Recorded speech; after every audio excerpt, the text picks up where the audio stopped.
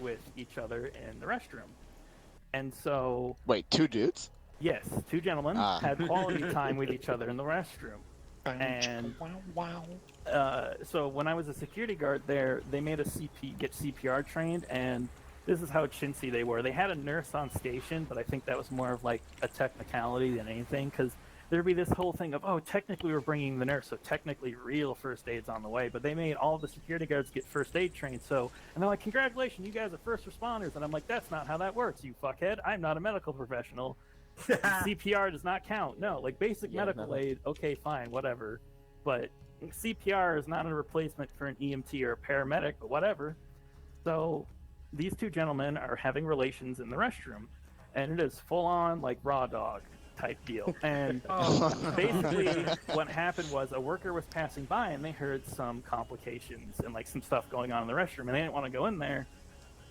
So they're like, hey, I think someone's hurt in the restroom, yada, yada, yada. So this guy, the guy that's telling me the story, he's the one that responds, and he goes in there, and he goes to the last stall and sees, like, opens the stall door and sees the backside of this gentleman, the gentleman that's on top, in full glory, and he's like, oh. And they begin talking and go like, hey, wait, don't run away. Come here.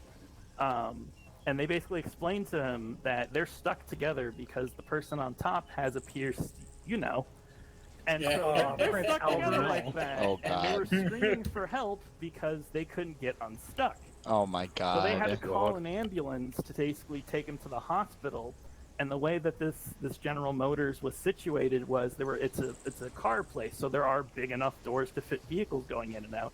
So they had to drive an ambulance into it and drive it all the way to this bathroom, and then they had to have the paramedics come in and bear in mind this medical situation. They're trying to keep it hush hush because of how, let's say, sensitive it is, right? Yeah. So that doesn't work because no one's getting information about it because of how hush hush. So a lot of General Motors higher ups start showing up because they're like, what's going on? What's this? They're being hush hush, like, what's happening? Oh, I'm curious, blah blah blah. There's shit going on in the place, and I don't know. And like the highest ranking manager comes down, all these important figures come down. They're just like, what's going on? So there's a crowd of like employees, security, and a bunch of high ranking officials for like the company in this.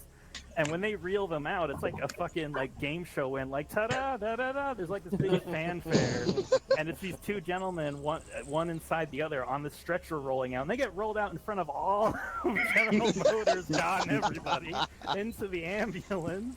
And the greatest part of the whole tale is the fact that they not only kept their jobs, but they got compensated for the time. Because General Motors not only tried to fire them, but tried not to pay them.